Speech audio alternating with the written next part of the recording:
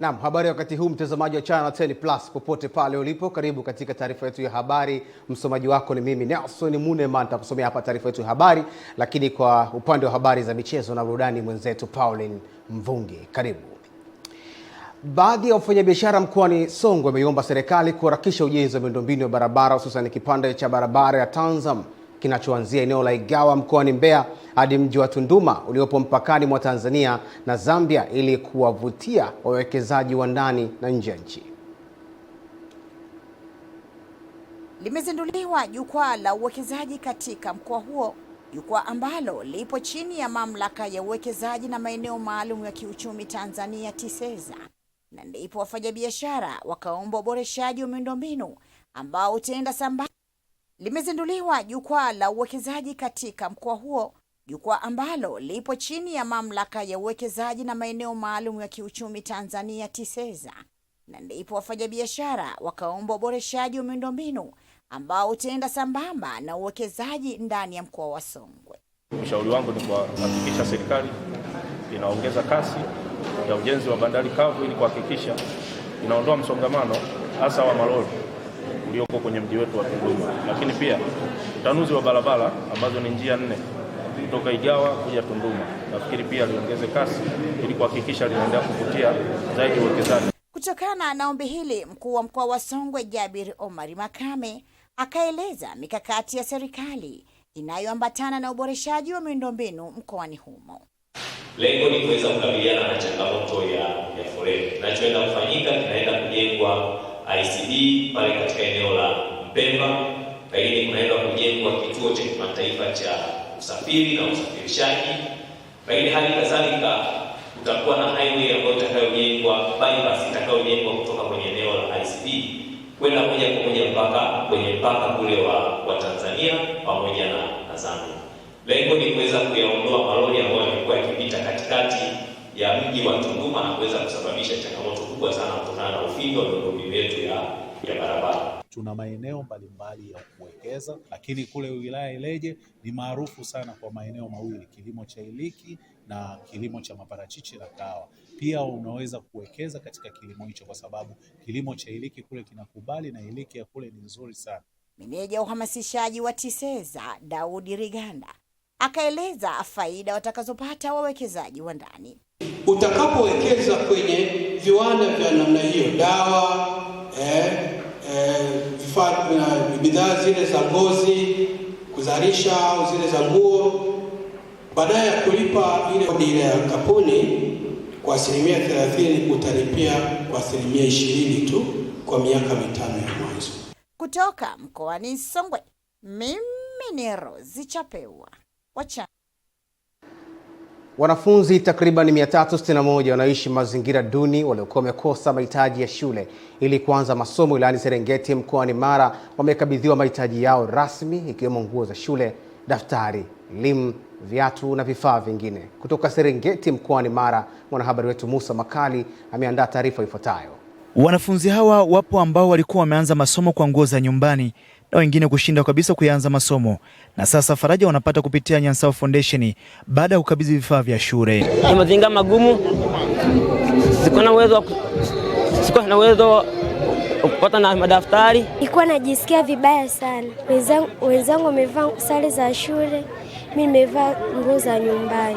Bani kwao nikakuta huyu mtoto alikuwa amefaulu kuja shuleni, lakini kwao hakuna chochote. Akawa amechukuliwa huyu mtoto kama kitega uchumi kwenda kufanya kazi za nini za ndani. Wangu alifaulu mwaka huu 2026 kuingia kidato cha kwanza, lakini nikawa nina hali ngumu ya kumwandalia maandalizi.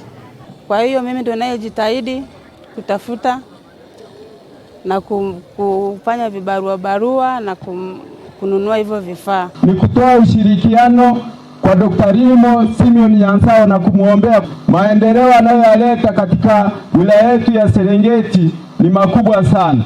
Anayeongoza jukumu hili la ukabidhi vifaa hivi ni mbunge wa jimbo la Serengeti Mary Daniel, na hapa anaeleza namna ambavyo watoto hawa waliibuliwa. Wanafunzi 3975 wameweza kuripoti, ambao ni sawa na 76%.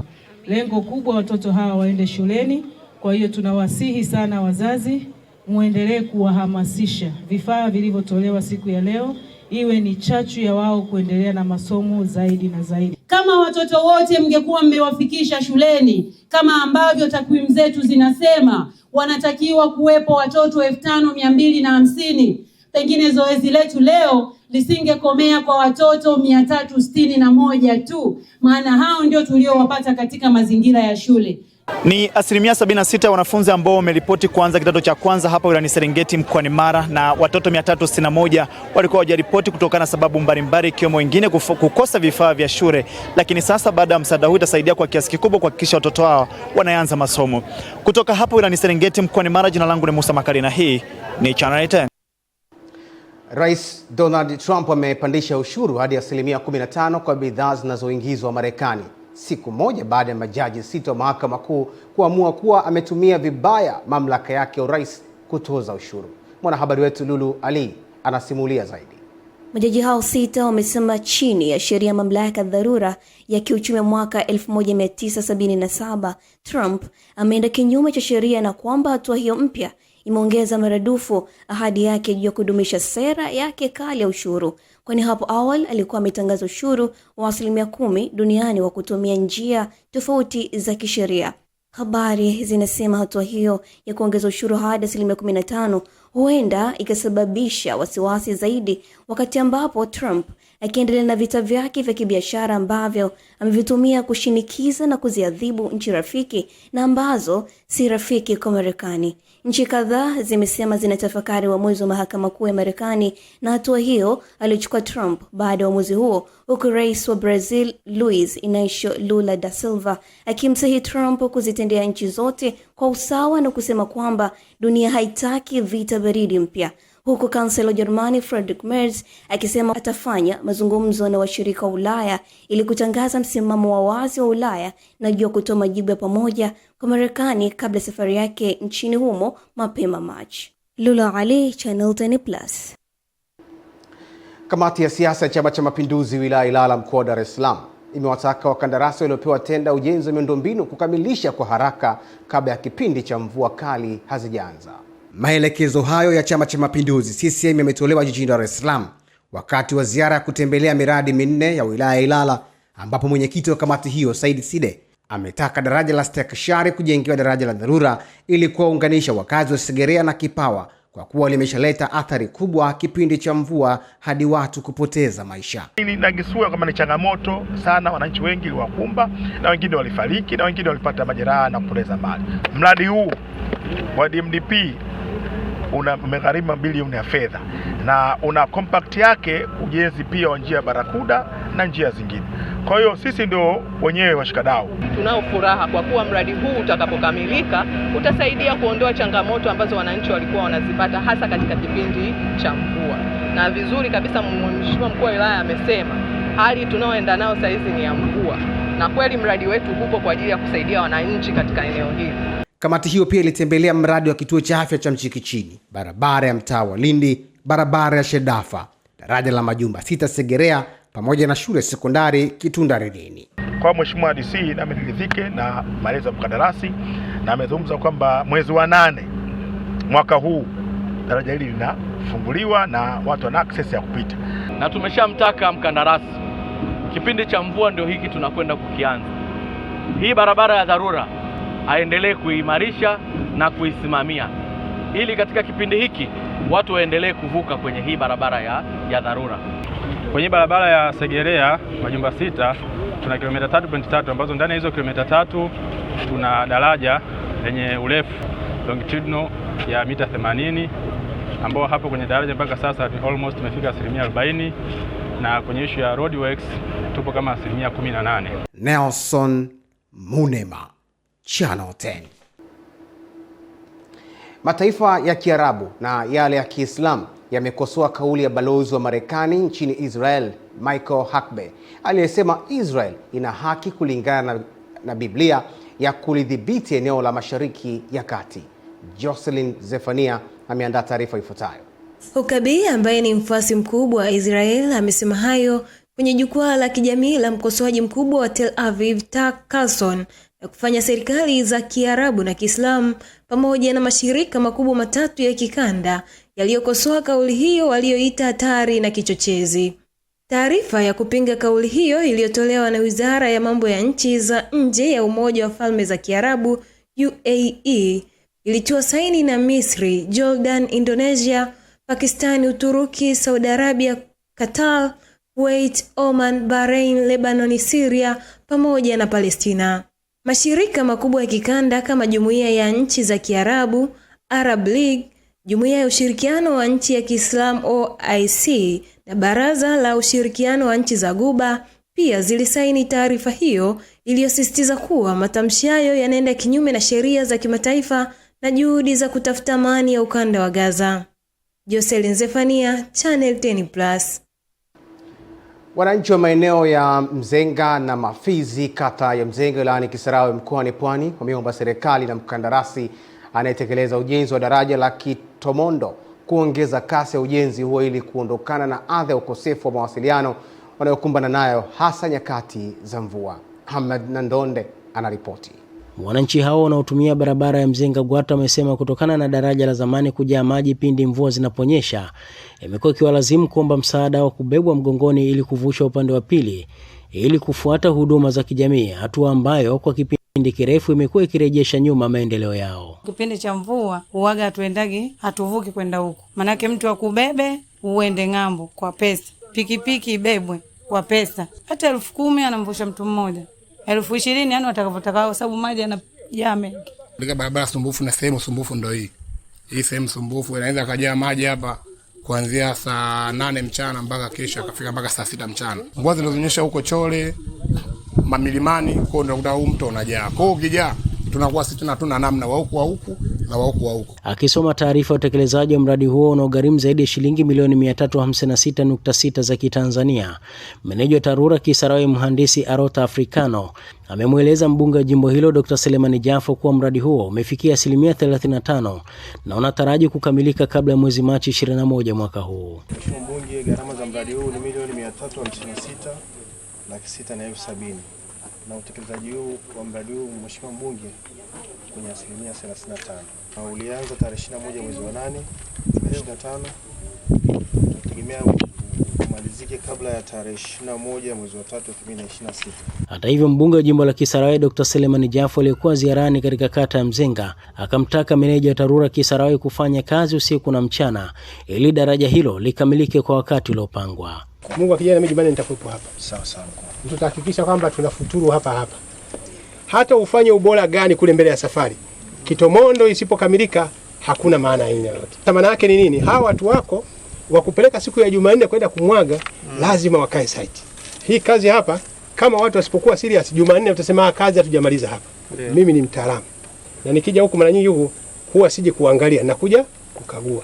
Tukiongeza speed hapa tutaokoa. Kinyume na hapo tutapata hasara. Na katika maeneo ambayo yanabeba maji mengi ni hapa. Nikiripoti kutoka hapa Kisarawe, mimi naitwa Ahmed Nandonde, Channel 10.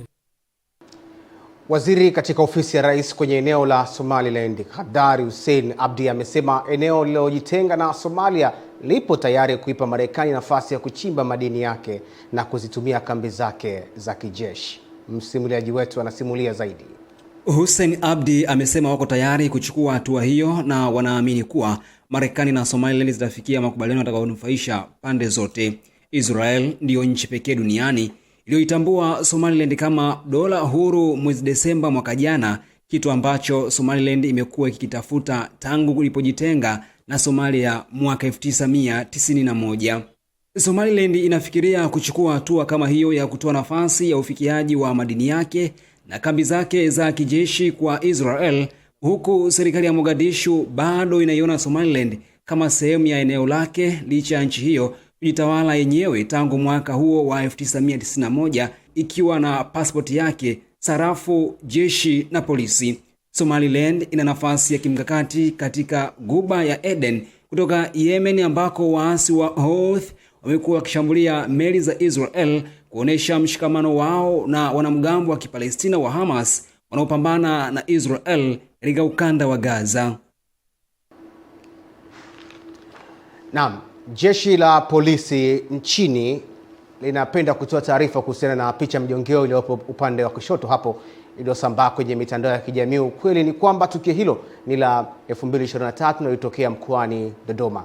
Hata hivyo, jeshi la polisi kwa kushirikiana na mamlaka nyingine lilichukua hatua stahiki kwa kila mmoja kadri alivyokiuka sheria, kanuni na taratibu za nchi. Aidha, linatoa wito kwa wananchi kuacha kutumia au kusambaza picha za matukio yaliyopita na kuwaaminisha wananchi kuwa ni tukio la hivi karibuni. Jeshi la polisi linaendelea kuwachukulia hatua kali za kisheria mtu au watu watakaobainika kufanya vitendo hivi vyenye kuleta taharuki kwa jamii. Imetolewa na msemaji wa jeshi la polisi makao makuu ya polisi Dodoma, Tanzania. Ofisi ya Makamu wa Rais, Muungano na Mazingira imeelekeza Baraza la Taifa la Hifadhi na Usimamizi wa Mazingira NEMC kusimamia sheria, kanuni na taratibu zinazowataka kwa wawekezaji wakiwemo wa upande wa serikali kuhakikisha kwamba hawaanzi kutekeleza miradi kabla ya kufanyiwa tathmini ya athari ya mazingira na kupata cheti. Mwanahabari wetu Amani Mbando anaripoti. Maelekezo hayo yametolewa na Waziri wa Nchi Ofisi ya Makamu wa Rais, Muungano na Mazingira, Mhandisi Hamad Masauni kupitia hotuba yake ya ufunguzi wa mkutano mkuu wa 7 wa Chama cha Washauri Elekezi wa Mazingira TEA iliyowasilishwa na Kaimu Katibu Mkuu wa ofisi hiyo Abdalla Mitawi. Kuhakikisha wawekezaji wote ikiwemo kwa upande wetu serikalini kuhakikisha miradi yote haianzi hadi ifanyiwe tamu na kupata cheti cha mazingira kama sheria inavyoelekeza. Naliagiza baraza kusimamia taratibu hizi bila ya woga wowote, na pia swala hiyo sio tu kufanya tamu bali kuhakikisha kuna ufuatiliaji wa yale masharti tunayotoa kwa wawekezaji wenye vyeti na mipango ya usimamizi na ufuatiliaji wake wakati wa utekelezaji. Kwa upande wake, mwenyekiti wa TEA Mhandisi Emmanuel Hanai amesema ipo haja ya washauri elekezi wa mazingira kushirikishwa katika hatua zote za upangaji miji ili kuwa na uendelevu wa uhifadhi wa mazingira. Hapa watu wa town planning, hizi manispaa na wengine wanapoandaa zile michoro yao ya mipango miji, ushirikishwaji wa wadau wa mazingira unakuwa hafifu, na miaka ya nyuma walikuwa hawashirikishi kabisa. Kwa hiyo unaweza kukuta hata eneo ambalo halifai kwa matumizi fulani limeingizwa kwenye matumizi fulani. Kwa hiyo unapofanya tathmini ya athari kwa mazingira utazingatia masuala ya kiuchumi, masuala ya kimazingira, masuala ya kijamii. Hivyo vyote tunavizingatia kabla ya kufanya miradi yetu, ili utakapoanza uwekezaji kusiwe na mgogoro wowote, kusiwe na malalamiko ya aina yoyote, lakini pia uwekezaji wako ukubalike na wewe uweze kupata faida. Baadhi ya wataalamu waelekezi wa mazingira walioshiriki mkutano huo wamesisitiza kuwa ili kuwa na maendeleo endelevu ni muhimu kuzingatia masuala ya utunzaji na uhifadhi wa mazingira. Kwa hiyo tunasisitiza kwamba kama mradi umefanyiwa tathmini ya athari ya mazingira na certificate imepatikana, basi ionyeshwe katika mabango ya mradi. Leo tumekuwepo na ndugu zetu wa TISEZA ambao wanaongea pia kuhusu uwekezaji ambao unazingatia utunzaji wa mazingira katika maeneo ya kimkakati ndani ya taifa letu. Kauli mbiu ya mkutano huo ni muunganiko wa kimkakati kukuza uwekezaji endelevu kwa utunzaji wa mazingira. Amani Mbando, Channel 10, Dodoma. Wakulima wa kijiji cha Lugenge kilichopo halmashauri ya mji wa Njombe wameanzisha jitihada za kujenga kituo maalum cha kukusanyia na kuhifadhi matunda ya parachichi na tufaa ili kukabiliana na changamoto ya ukosefu wa soko la uhakika. Hatua hii imekuja kufuatia wakulima hao kukosa eneo rasmi la kuhifadhia mazao yao na kusababisha wanunuzi kushindwa kuwafikia kwa urahisi. Kutoka Njombe, mwanahabari wetu Michael Patrick ameandaa taarifa ifuatayo. Jumla ya wakulima 83 wameungana na kufanikisha ujenzi wa jengo la kituo hicho kwa gharama ya shilingi milioni 27 wakitumia nguvu zao binafsi, ikiwa ni sehemu ya kuongeza thamani ya mazao yao na kupanua fursa za kibiashara. Wanakikundi wamefeli yafuatayo: ukarabati wa jengo hili, hatuna mchanga, saruji, milango, madirisha na rangi pia. Wakulima hao wakizungumza na Channel 10 kijijini Lugenge wakati mbunge wa viti maalumu mkoa wa Njombe Sigrada Mligo kupitia chama cha ukombozi wa umma CHAUMMA Alipofika kuwakabidhi mchango wake wa mifuko 50 ya saruji kuunga mkono jitihada hizo, wamesema hatukupata vizuri wanunuzi, ndipo wakatuletea wale wateja wetu tuuze kwenye maroba. Hicho kitu kwa kweli hatukupendezewa nacho, na tumejiwekea msimamo kwamba kwa miaka inayokuja hatuhitaji tena tuuzie kwenye maroba, bali tuuzie kwenye kilo, kwenye mzani ambao tayari na kikundi tunao. Uchaguzi uliisha, sasa tuko kuchapa kazi. Mheshimiwa Mbunge, tunakuona mambo unayofanya. Mimi ni waombe wanachama, popote tulipo tuache mambo ya kisiasa. Akizungumza baada ya kukabidhi mifuko ya saruji, mbunge Sigrada amesema ghala hilo litawasaidia wakulima kuuza mazao yao kiurahisi na kukuza vipato vyao. Hongereni, yani waliokaa mezani kwamba hivi kwa nini tusifanye hivi? Hili godown mliojenga hapa ndio kitu ambacho hata mjini watu wanaendelea kupambana kujenga magodown kwa ajili ya kuhifadhia parachichi. Kwa hiyo hili jengo kwanza ningejua zuri hivi ningebeba hata 100. Sasa hakijaharibika kitu. Kuahidi mwenyekiti wa kikundi na mwenyekiti wa kijiji, nitaenda kutafuta wadau hata wa mifuko 10. Baadhi ya wadau wa usambazaji wa pembejeo za kilimo wameanza juhudi za kusaidia wakulima kupatiwa elimu stahiki ya matumizi sahihi ya mbolea. Tumeweza kufanya nao kwa mashamba darasa, lakini pia tumeweza kutoa elimu namna sahihi ya matumizi sahihi ya mbolea. Kutoka hapa katika kata ya Rugenge iliyopo halmashauri ya mji wa Njombe mkoani Njombe, naitwa Michael Patrick, Channel 10. Wakazi wa mtaa wa Wazo, kata ya Wazo, wilayani Kinondoni, jijini Dar es Salaam, wamelalamikia uvamizi wa barabara ya mtaa wa Wazo maarufu kama barabara ya magereji, ambayo inatumiwa na mafundi wa magari kufanya biashara na wawekezaji, ambapo kwa sasa wameshangaa ya kuona kupangwa kwa matofali na kupunguzwa kwa barabara hiyo ambayo ni muhimu kwa wakazi wa eneo hilo. Mwanahabari wetu Juma Muhammad anaripoti. Wakizungumza na kamera ya Channel 10, wakazi, wafanyabiashara na mafundi magari katika eneo hilo wametoa kero hiyo mara baada ya kufanya jitihada kadhaa za kuwasiliana na uongozi kuanzia ngazi ya mtaa hadi kata pasi na kupata ufafanuzi wa kero hiyo, huku wakiziomba mamlaka za serikali kuwatatulia kero hiyo, kwani wamekiri uwepo wa ushirikiano mdogo na viongozi wa eneo hilo licha ya uwepo wa barua kutoka TARURA ambayo iliamuru barabara hiyo isalie kama sehemu ya barabara ya umma. Habari hii ya kufanya mambo haya na kupelekea watu kuichukia serikali, kuichukia Chama cha Mapinduzi na matokeo yake kumtukana Mheshimiwa Rais, sisi hatutakubali. Mtakubali? Hatutakubali kuona rais anadhalilishwa na watu wachache ambao wamepewa dhamana kwenye chama au serikali kutumia matumbo yao. Sasa tunasema hivi, hatuwezi kukubali kuona rais wetu anatukanwa kwa ajili ya kujinufaisha.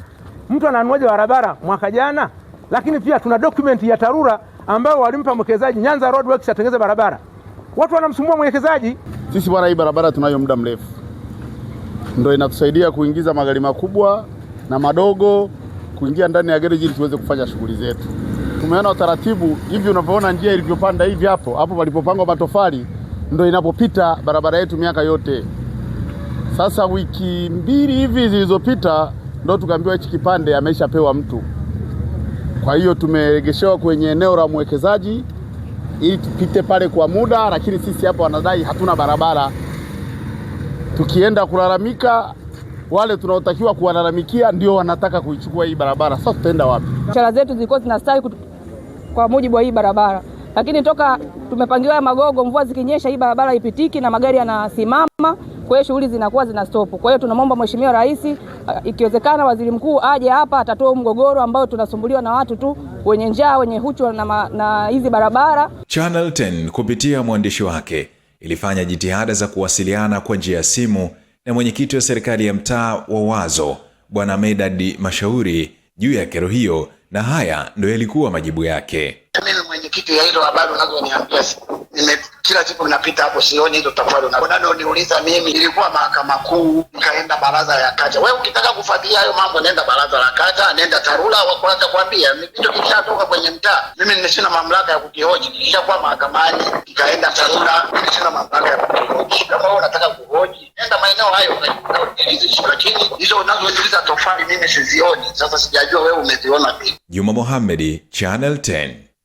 Asante Juma Muhammad kwa taarifa hiyo. Mtazamaji, sasa tuelekee kwenye habari za michezo na burudani na Pauline Mvungi. Mimi ni Nelson Munema.